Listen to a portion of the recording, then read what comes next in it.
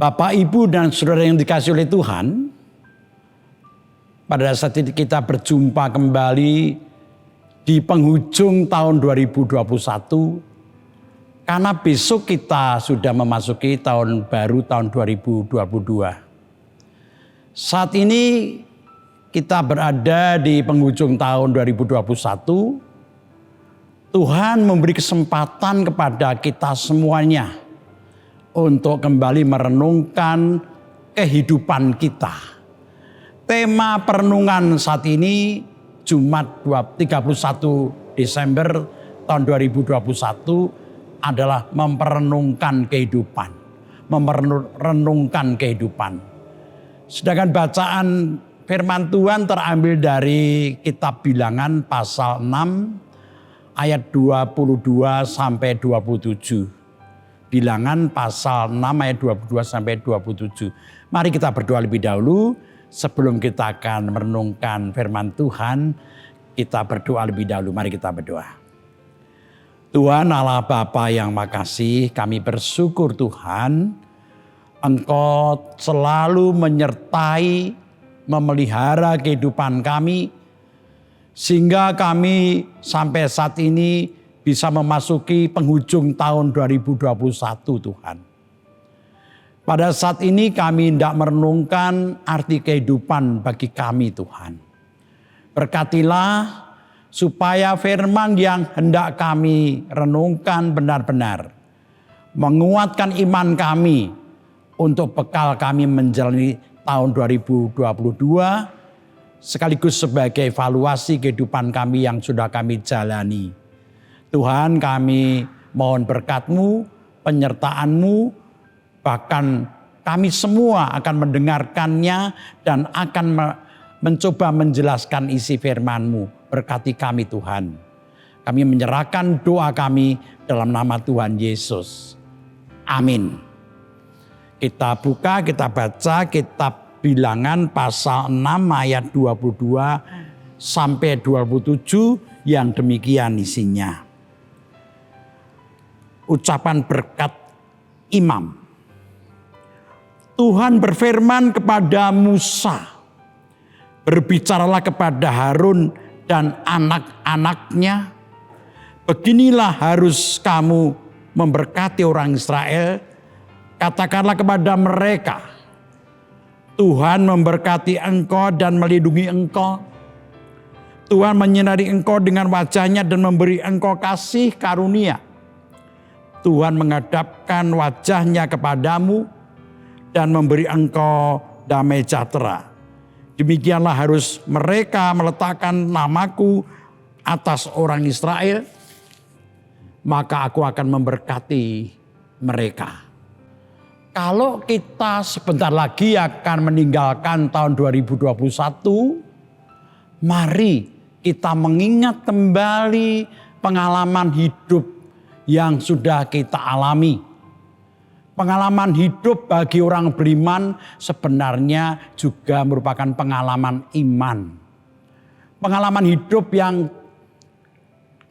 dan iman waktu yang sudah kita lalui selalu mengingatkan kepada kita dua hal. Jadi sebenarnya pengalaman iman kita di waktu yang sudah kita lalui itu selalu mengingatkan kita kepada dua hal. Yang pertama, di satu sisi kita menemukan keterbatasan kita dan juga kerapuan kita sebagai manusia. Jadi yang pertama-tama kita menemukan siapa kita sebenarnya sebagai manusia yang rapuh, yang penuh keterbatasan. Misalnya ketika virus corona menyerang masyarakat dunia, pada waktu yang lalu, hampir semua orang merasakan dampaknya. Hidup harus dijalani dengan dibatasi, ekonomi juga tergoncang, dan bahkan banyak yang terpapar virus, dan juga banyak yang meninggal dunia. Juga ketika terjadi bencana alam di mana-mana tempat, itu mengingatkan kita keterbatasan dan kerapuan kehidupan kita. dalam menghadapi semua pergumulan hidup. Ini yang pertama. Jadi yang pertama, perenungan kita menemukan kelemahan, keterbatasan, dan kerapuhan hidup. Yang kedua, di samping itu kita juga menemukan yaitu bahwa kita sungguh-sungguh menemukan, menyaksikan bagaimana kehadiran Tuhan dan karya Tuhan yang telah menjadi penopang keterbatasan kita tersebut.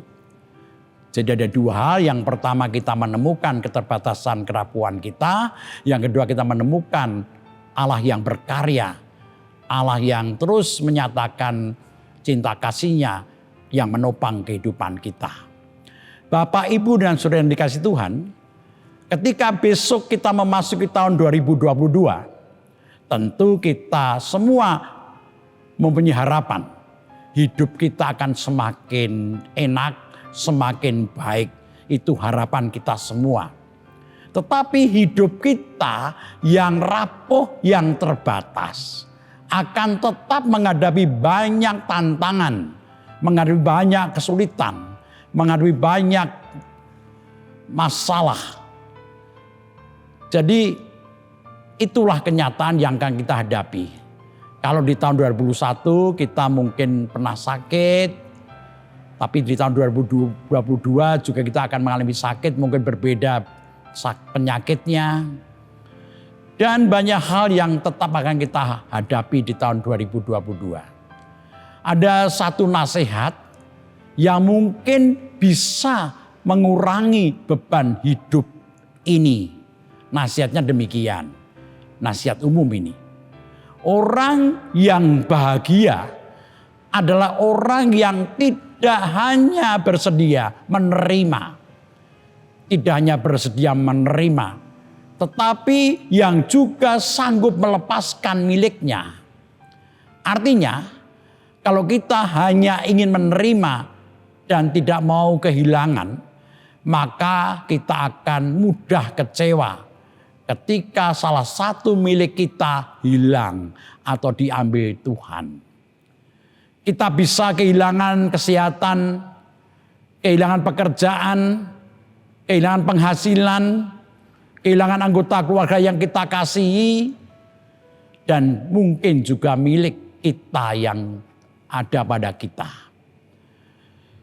Belajar menerima keadaan seperti ini yang disebut dengan belajar rela. Kalau orang belajar rela, maka dia akan terkurangi beban hidupnya sebenarnya. Bapak, Ibu, Saudara,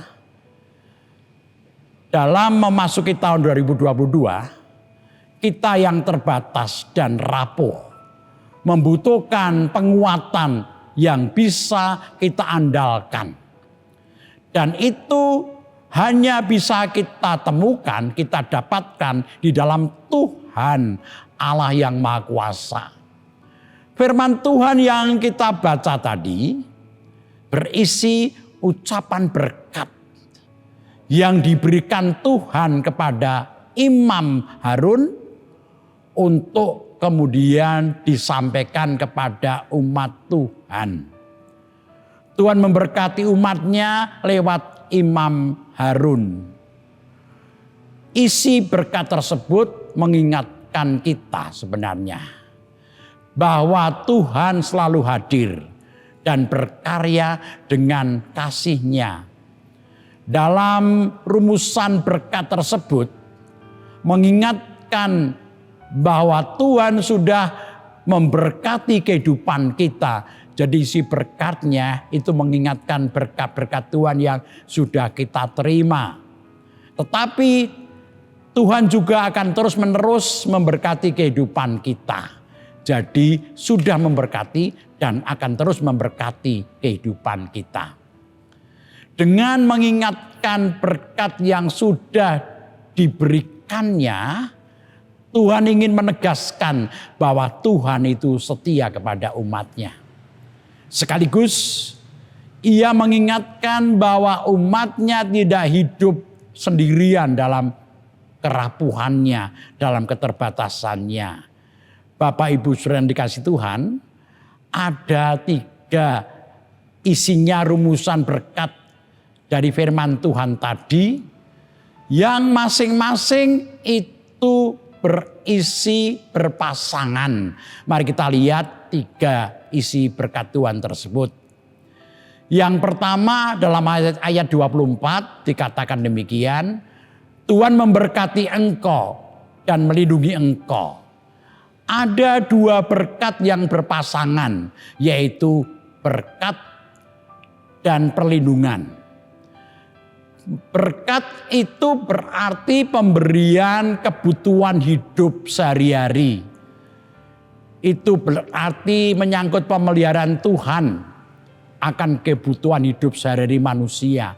Sedangkan perlindungan itu adalah perlindungan dari bahaya, dari godaan, dari kejahatan, dari perbuatan dosa, dari bencana alam, dan semua ancaman.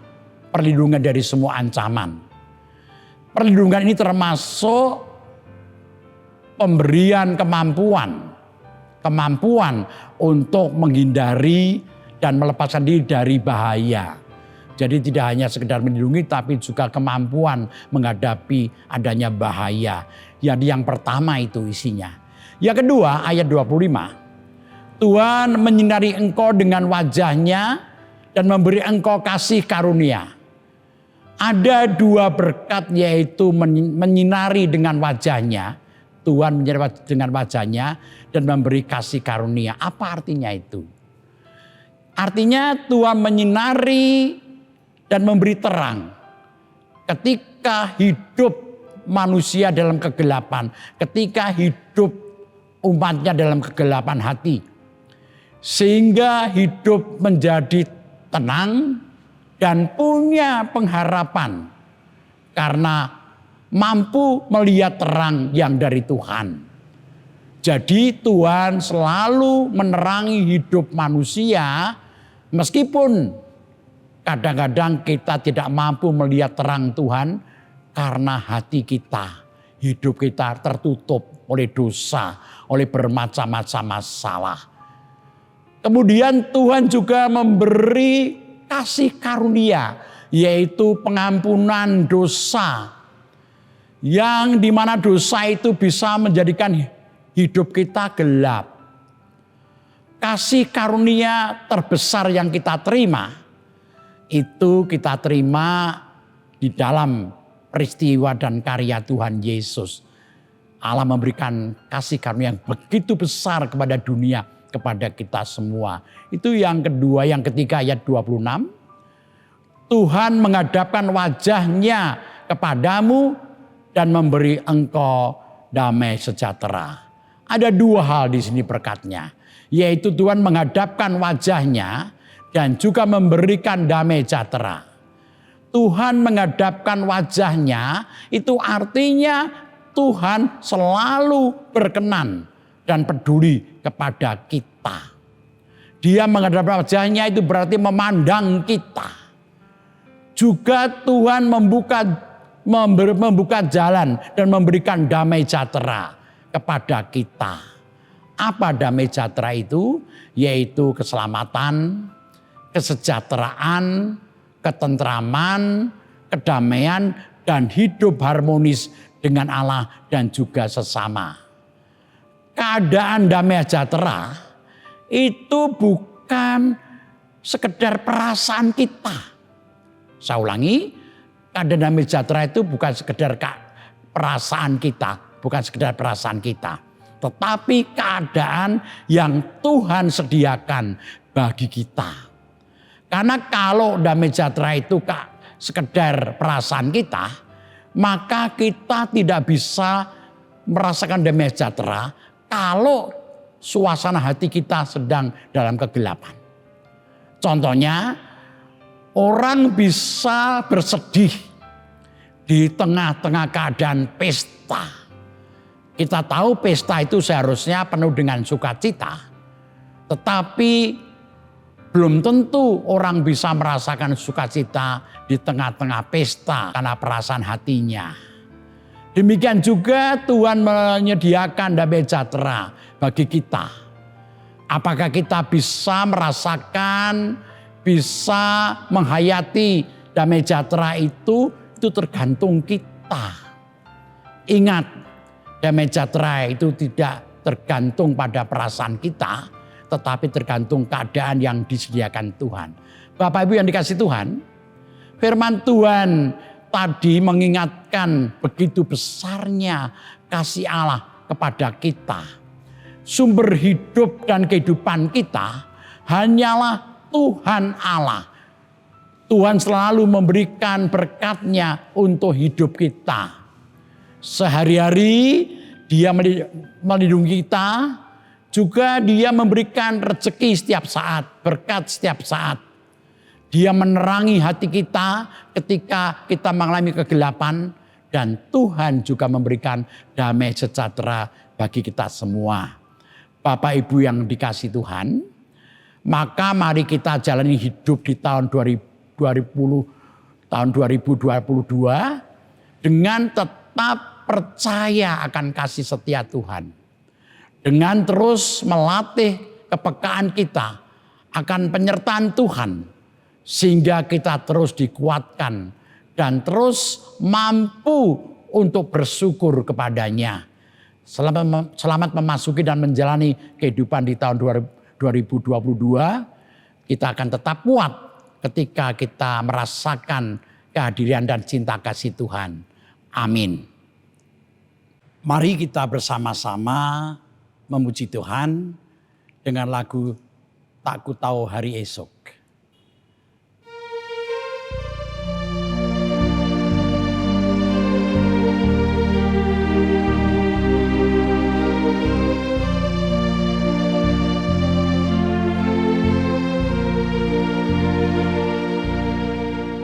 Aku takkan hari esok, namunlah aku tekan, bukan surga ku harapkan, karena surga kan lenyap. Tiadaku gelisah akan masa menjelang. Ku berjalan serta Yesus, maka hatiku tenang. Banyak hal tak ku pahami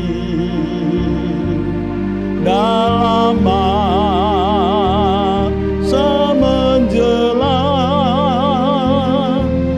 tapi terang bagiku ini tangan Tuhan yang pegang. Kita bersama berdoa untuk menutup renungan di tutup tahun kali ini. Mari bersama-sama kita menaikkan doa kita. Tuhan, terima kasih Engkau sudah berkenan menguatkan kami, mengingatkan akan cinta kasih-Mu kepada kami ketika kami mengakhiri tahun 2021 dan memasuki tahun 2022 Tuhan. Saat ini kami menaikkan doa kami untuk bangsa negara kami Tuhan, yang masih terus menghadapi pergumulan-pergumulan yang berkaitan dengan virus COVID.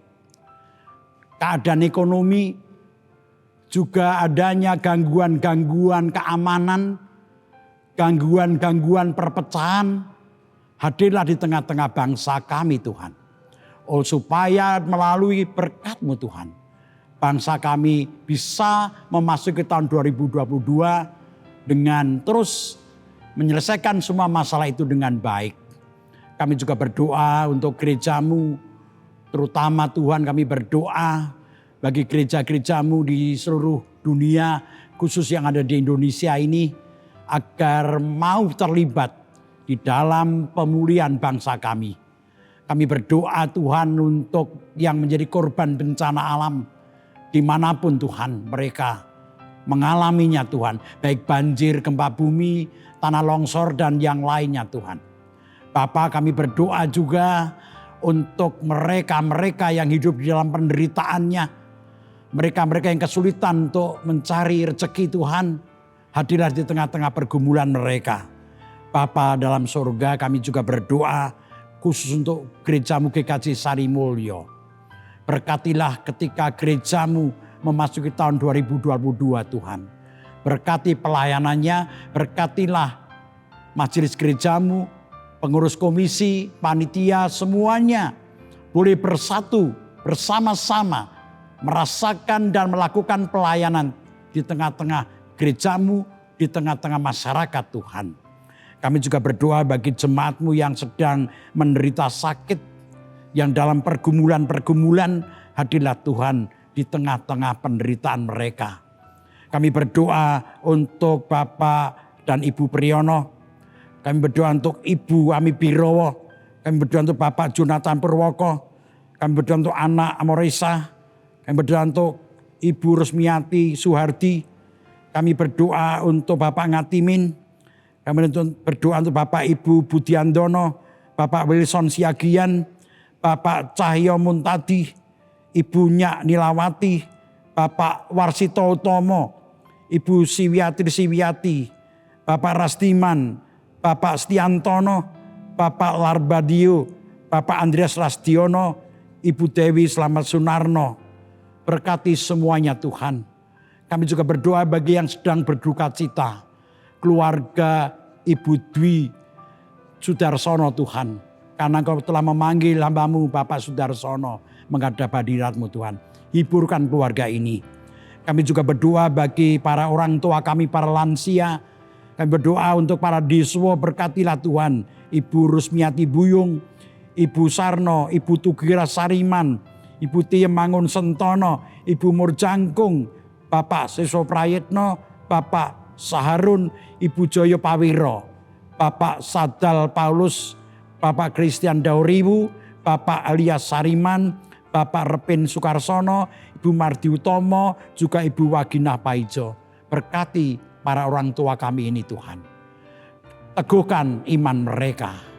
Tuhan, kami berdoa untuk seluruh warga GKJ Sarimulyo dalam memasuki tahun 2022 Tuhan. Berkatilah Tuhan bagi semuanya warga gereja. Biarlah dengan teguh berjalan pada jalan Tuhan. Tuhan, kami serahkan kehidupan kami dan ucap syukur kami atas berkat-Mu yang melimpah di waktu yang sudah kami jalani Tuhan. Kami menaikkan doa kami dalam nama Tuhan Yesus. Amin. Demikian Bapak Ibu Saudara sekalian yang dikasihi Tuhan, renungan hari ini. Tuhan memberkati kita semuanya. Amin.